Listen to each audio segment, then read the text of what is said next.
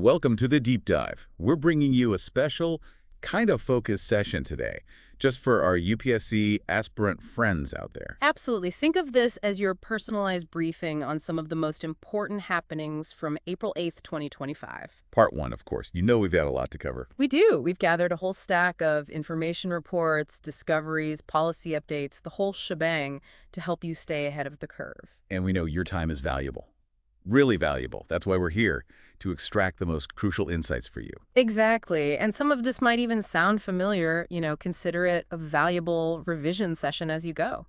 So, with that said, let's just dive straight in, shall we? Let's do it. Our first deep dive this time takes us right into the heart of biodiversity. Fascinating stuff. A really fascinating rediscovery in Uttar Pradesh, no less. Yeah, this one's pretty cool. You sent us some info about the long-snouted vine snake. Oh, yeah, the long-snouted vine snake. Okay, so let's unpack this a bit. Yes, let's.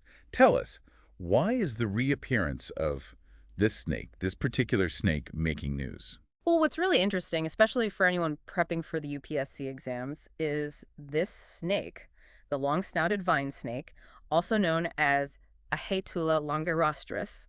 They found it in the Dudhwa Tiger Reserve in Uttar Pradesh. Dudhwa Tiger Reserve. Yeah, and get this, they stumbled upon it, literally stumbled upon it during a rhino release operation in the Paliakeri division. Isn't that something? During a rhino release, wow. Yeah, talk about being in the right place at the right time. Right. But here's the real kicker. This is the very first time this species has been officially recorded in Uttar Pradesh. Really? Never before? Nope. And even more impressive, it's only the second documented sighting in the whole country. All of India. Only the second, wow. Yeah, so, you think about it, right? We have these protected areas, these reserves, and clearly they're doing something right. We're finding species we didn't even know were there. There's this hidden biodiversity just waiting to be discovered, suggesting that our conservation efforts are probably having a bigger impact than we might realize. That's a good, really encouraging. So if this is only the second sighting in India, where was the first one?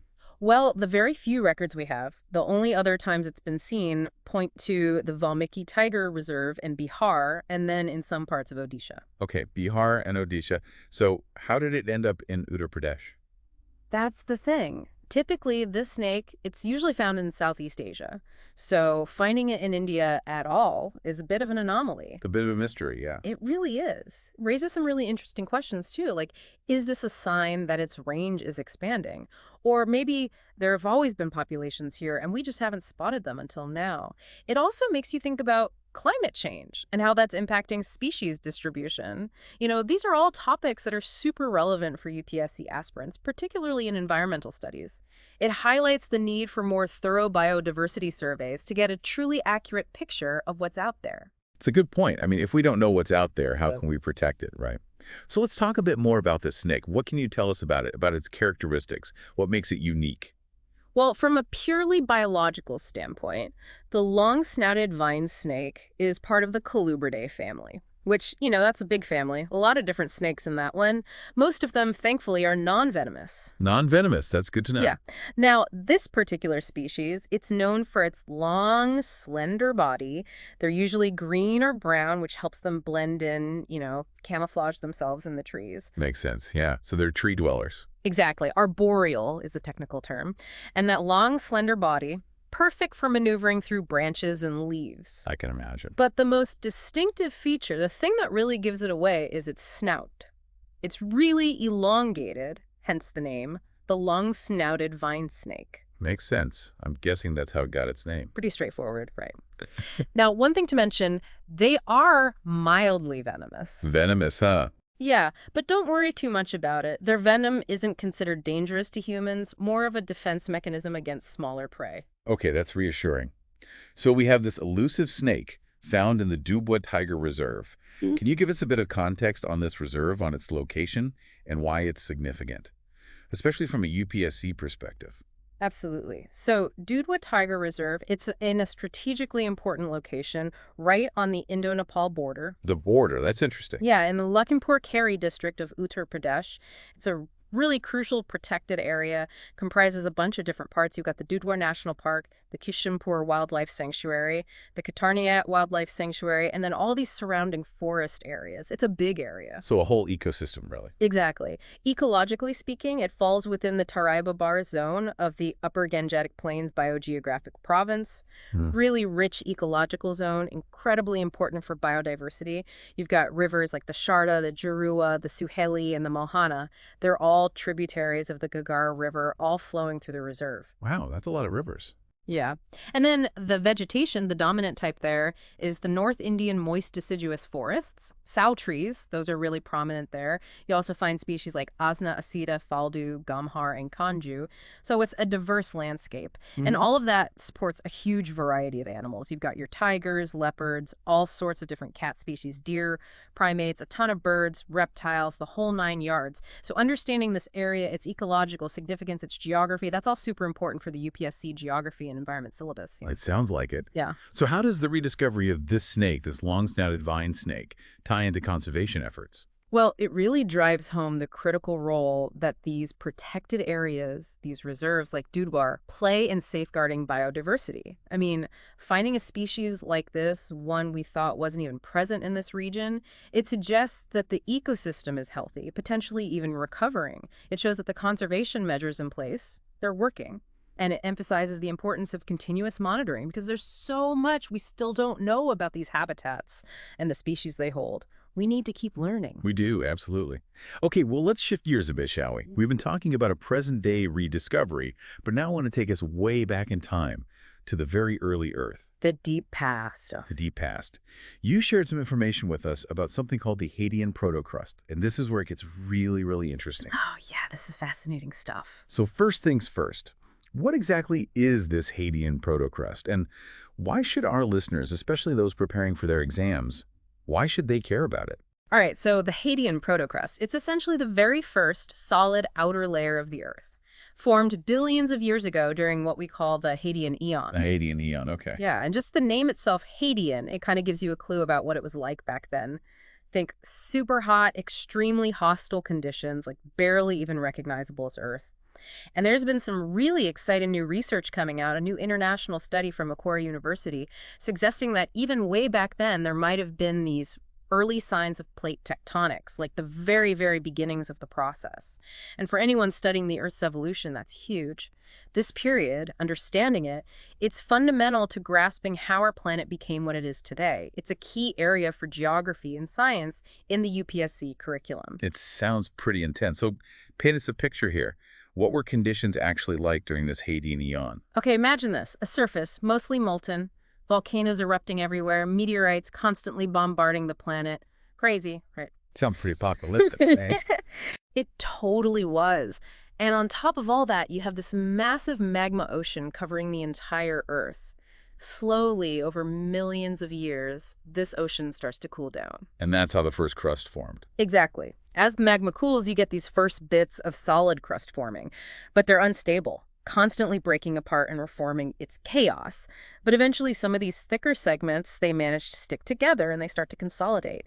These become the first protocontinents floating on this semi-fluid layer beneath called the asthenospheric mantle. Protocontinents. Wow. So that's how the continents we know today, that's how they first started? Yeah, that's the basic idea. And as these protocontinents move around, they start to interact with each other. They collide, they slide past each other, and sometimes one will even dive beneath another, a process we call subduction. And all of this, these early movements, they were the precursors to what we know today as plate tectonics, the process that shaped and continues to shape the Earth's geological features. These interactions left behind chemical signatures, fingerprints in the crust, and by analyzing those signatures, scientists can piece together the history of this early tectonic activity. It's like a detective story going back billions of years. It's amazing what scientists can figure out these days. So if you had to boil it down, what are the main takeaways about this Hadean protocrust? Why is it important for understanding Earth's history? The big takeaway, the thing that really changes our understanding, is that continental crust, the crust that makes up our continents, it might have formed much earlier than we thought. And potentially, the conditions needed for life, those might have also appeared earlier than previously believed. We have some really compelling evidence from ancient zircon crystals. These crystals were found in Jack Hills, Australia, and they contain these chemical clues about the Hadean environment. And this changes everything. It's not just about dating the early Earth, it's about understanding the incredible resilience of these tectonic processes and the possibility that life, the very building blocks of life, might have had a much longer window to emerge than we ever imagined. It makes us rethink the entire timeline for when our planet became habitable. It's mind-blowing, honestly. Okay, well, let's come back to the present a bit, to something a little more recent. I want to talk about a policy update that's super relevant, especially for anyone studying governance. New regulations from the University Grants Commission, the UGC, regarding the equivalence of foreign qualifications. Ah, yes, the UGC. Always busy. So can you break this down for us? What does it all mean? Sure. So the University Grants Commission, the UGC, they've just come out with these new regulations officially called the Recognition and Grant of Equivalence to Qualifications Obtained from Foreign Educational Institutions Regulations 2025. That's a mouthful, I know. It is, yeah. But basically what they're trying to do is create a process for recognizing academic qualifications from outside India, a process that's more transparent, more structured, more standardized. So if someone gets a degree from a foreign university, they need to get it recognized here in India. That's the idea. And the UGC is trying to make that process smoother, more efficient. Okay, so why these new regulations now? What prompted this change? Well, it's not entirely out of the blue. They actually released a draft of these regulations back in 2023, and then they opened it up for public feedback. They took that feedback, they revised the regulations, and now they're officially in effect. And it's all part of a bigger push, aligning with the National Education Policy, the NEP 2020, which really emphasizes internationalizing Indian higher education. They want to make it easier for people with foreign degrees to come to India, to study, to work. It's about recognizing the value of international education and making sure those qualifications are recognized here in India. That makes sense. You mentioned equivalence certificates earlier. Wow. What are those exactly, and who's responsible for issuing them now? Right. So an equivalence certificate, it's basically an official document. Think of it like a stamp of approval. It states that a foreign qualification, whether it's a degree, a diploma, a certificate, whatever it may be, it states that it's equivalent to a specific Indian qualification. So, if you have a bachelor's degree from, let's say, a university in the US, the equivalent certificate will say that it's equivalent to a bachelor's degree from a recognized Indian university. Okay, like a conversion chart almost. Yeah, you could think of it that way. In the past, this was primarily handled by the Association of Indian Universities, the AIU. But with these new regulations, the UGC has taken over that responsibility. They're the ones issuing the equivalent certificates now. So that's a pretty big change then. Can you give us a bit of background on the UGC for those who might not be familiar with it?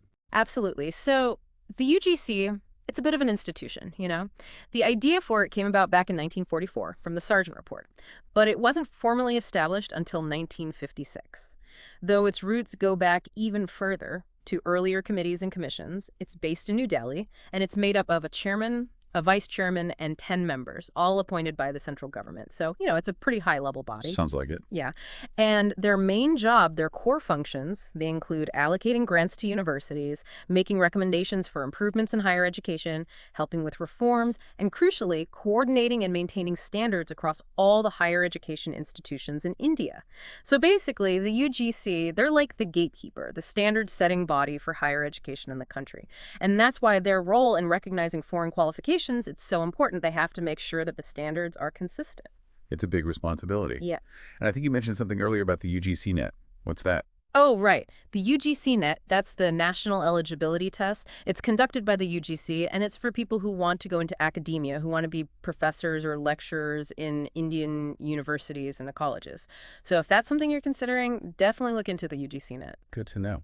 So circling back to these new regulations, how will they actually impact Indian students and professionals who have degrees from foreign universities? What changes for them? Well, the biggest impact, hopefully, is that it'll make the process of getting their foreign qualifications recognized in India, it should make it much smoother and faster, less bureaucratic, And that should, in turn, improve their access to further education, like if they want to pursue a master's degree or a PhD in India. And it should also open up more employment opportunities, especially jobs that require specific Indian qualifications. Having that equivalent certificate from the UGC, that should make a big difference. Hopefully it'll remove some barriers. It sounds like a positive step. Yeah, definitely a step in the right direction. And the standardization under the UGC, that's important too. It should make things clearer, less ambiguous. Everyone knows what the standards are, what the expectations are. That's always a good thing. Consistency is key, for Yeah. sure. Okay, well, let's move on to something a little different now. Something that's incredibly important, not just for India, but for the whole world. Maternal mortality. You shared a report with us, the Trends in Maternal Mortality 2020-2023 report, and it really highlights the challenges we're still facing when it comes to maternal health globally. So what are the main findings? What stood out to you? Yeah, this is a really important report. It's from the UN Maternal Mortality Estimation Interagency Group, or MMAG. They do a lot of important work in this area. And according to their estimates, in 2023, there were about 260,000 maternal deaths worldwide, which, that's roughly 712 every single day. 712 every day. That's a staggering number. It really is. But there is some good news. Since 2000, there's been a 40% reduction in maternal deaths. That's huge. And another positive point, there are no countries now that are classified as having an extremely high maternal mortality ratio. So we are making progress. We are. That's encouraging. But you mentioned disparities, and I think that's key here. Yeah. Where are the challenges the most significant? Right. Where are we still falling short? Unfortunately, the progress hasn't been even across the board. Sub-Saharan Africa, for example, that region accounts for a whopping 70% of all maternal deaths worldwide. And Central and Southern Asia, that's another area where the numbers are still really high, almost 17% of global deaths. And then you have to consider conflict zones and fragile states. Those 37 countries, they account for 64% of all maternal deaths. It's a stark reminder of the impact of conflict and instability on healthcare systems. It is. It's a complex issue with so many factors at play. Exactly. And then you look at specific countries. Nigeria, they had the highest number of maternal deaths in 2023, around 75,000. That's 28.7% of all global deaths. And then you have India and the Democratic Republic of Congo, both at 7.2%, and Pakistan at 4.1%. So those four countries alone, they account for almost half of all maternal deaths worldwide. It's a sobering thought. It really is. And it makes you wonder why there's such a difference between countries. You mentioned China earlier and how their maternal mortality rate is much lower, even though they have a similar population size to India. What factors might be contributing to that difference? That's a really important question, and it's something that researchers are constantly looking into. There are a lot of possible factors, access to healthcare, quality of healthcare, socioeconomic conditions, education levels, cultural practices. All of these things can play a role. And it's not just about broad goals and targets. It's about understanding those specific contexts, those local challenges, and tailoring interventions to address them, especially in conflict zones, in areas with weak healthcare infrastructure, in sub-Saharan Africa, in South Asia. Those are the areas where we need to be focusing our efforts, where we can make a biggest impact. Absolutely. So speaking of India specifically, what progress have we made when it comes to maternal mortality? Well, India has actually made significant strides in recent years. Back in 2000, the maternal mortality ratio was 362 per 100,000 live births. And in 2023, that number dropped to 80. So that's a 78% decrease. Wow, 78%. That's incredible. It sounds like we're moving in the right direction. We are. But there's always more work to be done, of course. And it's worth noting that the report also took into account the impact of COVID-19 on maternal health in 2021. Globally, the leading cause of maternal death is still hemorrhage. That's something we need to continue to address. That sounds like a multifaceted issue for sure. How do all of these trends, these statistics, how do they connect to global development goals like the SDGs? They're directly linked, actually. Sustainable Development Goal 3, SDG 3, it aims to ensure healthy lives and promote well-being for all at all ages. And one of the targets under SDG 3 is to reduce the global maternal mortality ratio to less than 70 per 100,000 live births by 2030. So we have a target, and we're making progress, but we still have a long way to go. And the disparities we see, the differences between countries and regions, those really highlight the ongoing challenges we face in improving access to quality maternal health care. It's not just about providing health care, it's about making it accessible, making it affordable, making it culturally sensitive, and it's about addressing the underlying social and economic factors that contribute to maternal mortality. It's about empowering women, about educating them, about giving them control over their own health and well-being. That's how we'll achieve these global targets. It's a holistic approach for sure. Okay, well, let's stick with the theme of societal well-being for a moment. Our next deep dive is going to look at the Women and Men in India 2024. Selected Indicators and Data Report. This is a great resource, especially for anyone focusing on social issues and women's empowerment in their UPSC studies. So What are the key insights from this report? What's the big picture here? This report, it comes from the Ministry of Statistics and Program Implementation, MOSS-PI, and it basically provides this really comprehensive overview of the gender landscape in India. They use gender disaggregated data, which is super important, to look at things like population, education, health, economic participation, decision-making, all sorts of different areas. It's a treasure trove of information. Sounds like it. So what are some of the key findings? What jumps out at you? All right, so there are a lot of interesting things in this report, but I'll try to highlight a few key points. Firstly, the Gender Parity Index, the GPI, it's improved at both the primary and higher secondary levels of education. That's a good sign. Enrollment rates are stable at the upper primary and elementary levels. So, more girls are going to school, and they're staying in school. That's a positive trend for sure. It is. And then when you look at economic participation, there's been a really significant increase in women's labor force participation rate, the LFPR. It went from 49.8% in 2017-18 to 60.1% in 2023-24. So more women are entering the workforce. It's a big jump. It is. And it's not just about entering the workforce, it's about financial inclusion as well. Women now own 39.2% of all bank accounts in India and hold 39.7% of deposits. And what's interesting is that this trend is even more pronounced in rural areas where women own 42.2% of bank accounts. So, we're seeing progress in rural areas as well, which is really important. It is. What about the capital market? Are women participating more in that area? Yes, definitely. Female participation in the capital market, it's still relatively small, but it is growing. The number of women with demat accounts, those are accounts you need to hold shares and other financial securities electronically. That number has gone up significantly from 6.67 million in 2021 to 27.71 million in 2024. So more women are investing, they're engaging with the financial system. And we're also seeing a rise in the number of female-headed proprietary establishments across all sectors. So more women are starting businesses, they're becoming entrepreneurs. That's really encouraging. It is. And then politically, you see more women participating in the electoral process as well. The number of female voters has increased, and the turnout rate for women in the 2024 general elections was higher than for men at 65.8%. Wow, so women are voting more than men now. They are, though it's worth noting that the turnout rate for women did dip slightly from 2019, but overall the trend is positive. And we're also seeing a real surge in female entrepreneurship. The number of startups with at least one woman director, that's gone up from 1,943 in 2017 to 17,405 in 2024. So, women are making their mark in the startup world as well. It sounds like there's a lot of positive momentum when it comes to women's empowerment in India. But if you had to sum it up, what does this data tell us about the progress we've made and the challenges that still remain? Well, I think the data paints a pretty clear picture. We are making progress, undeniable progress, in areas like education, economic participation, financial inclusion. And those are all really positive signs. But at the same time, we can't be complacent. We still have a long way to go before we achieve true gender equality in India. There's still barriers, still biases, still systemic issues that need to be addressed. But the increasing participation of women in voting and entrepreneurship, those are really encouraging signs. They show that women are becoming more empowered, more engaged, more visible in all spheres of society. And that's something to celebrate. It is, absolutely. Okay, well, let's shift gears slightly again. I want to talk about a global health observance that just passed, World Health Day. Can you remind us when World Health Day is and why it's significant? Of course. World Health Day, it's celebrated every year on April 7th, and it marks the founding of the World Health Organization, the WHO, back in 1948. It's been celebrated annually since 1950, and it's a really important day for raising awareness about specific health issues, for mobilizing action, for promoting health and well-being around the world. So every year, they focus on a different theme. Exactly.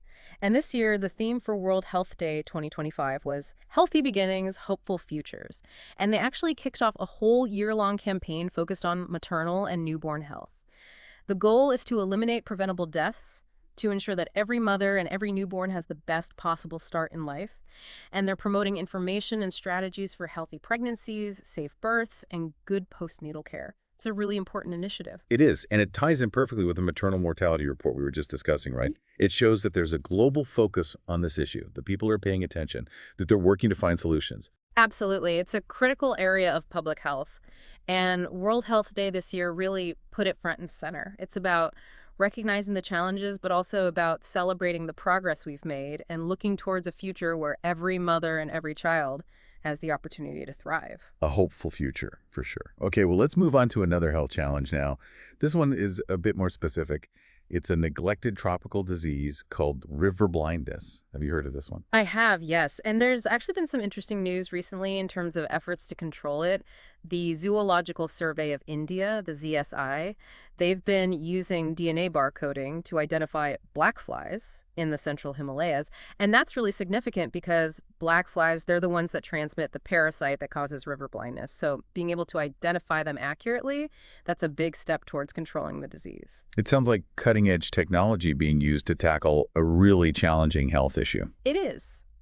DNA barcoding, it's a powerful tool, and in this case, it's being used to improve disease control and vector management. It's about understanding the enemy, knowing exactly which species of black fly we're dealing with that allows us to develop more targeted interventions. Makes sense. So for those who might not be familiar with river blindness, can you give us a quick overview? What is it? How is it spread? Why is black fly identification so important? Sure. So river blindness, it's also known as onchocerciasis, and it's a neglected tropical disease, which basically means it's a disease that affects mainly poor and marginalized communities that often lack access to basic health care. It's caused by a parasite called Onchocerca volvulus, and it's transmitted through the bite of infected black flies, specifically black flies from the genus Simulium. They breed in fast-flowing rivers, hence the name river blindness. And the symptoms, they can be really debilitating. Intense itching, skin changes, and in severe cases, vision loss, and even blindness. So it's a serious condition with potentially devastating consequences. It is. And it affects millions of people around the world. It's actually the second leading cause of infectious blindness globally after trachoma. It's mostly found in sub-Saharan Africa, but there are also cases in Yemen and parts of Latin America. And because it primarily affects rural communities, it often goes unnoticed, untreated, neglected, hence the term neglected tropical disease. It's heartbreaking to think that something like this can go unnoticed. Is there a treatment for river blindness? Yes, thankfully there is. There's a medication called ivermectin, and it's been incredibly effective in controlling the disease. It's given through mass drug administration programs where everyone in affected communities is treated regardless of whether they have symptoms or not. And the WHO, they've actually been working really hard to eliminate river blindness. They've had some amazing successes with countries like Colombia, Ecuador, Mexico, Guatemala all being declared free of the disease. And just recently, in 2025, Niger became the first African country to be declared free of river blindness. That's incredible news, a real testament to the power of global health initiatives. It is. But we can't stop there. There are still millions of people suffering from this disease, and we need to continue to invest in research, in treatment programs, in prevention strategies. And that's where the ZSI's work with DNA barcoding comes in. It's about taking a more targeted approach, about understanding the specific species of black flies that are transmitting the parasite, and developing control measures that are tailored to those species. So how significant is this study, especially for the Himalayan region? It's really crucial, especially for this region, because the Himalayas, they have a really diverse range of black fly species, and traditional methods for identifying them, they can be tricky, they can be inaccurate, but DNA barcoding, it's much more precise. It's like a fingerprint for each species, and that allows researchers to identify the specific species that are transmitting the parasite, and then they can develop targeted control measures like larviciding, or even just educating communities about where the breeding sites are and how to avoid them. It's about empowering communities to protect themselves. It sounds like a really promising approach. Well, let's move on to another wildlife story now. This one takes us to Odisha, where there are concerns about habitat loss in the Balukhand-Konark Wildlife Sanctuary. What's the main issue here? What's going on? A recent study has shown that there's been a decrease in dense vegetation in the sanctuary. Back in 1993, dense vegetation covered about 41.8% of the area. But in 2023, that number dropped to 37.1%. So there's been a significant reduction in the amount of dense forest cover. And what about the sanctuary itself? Can you give some background on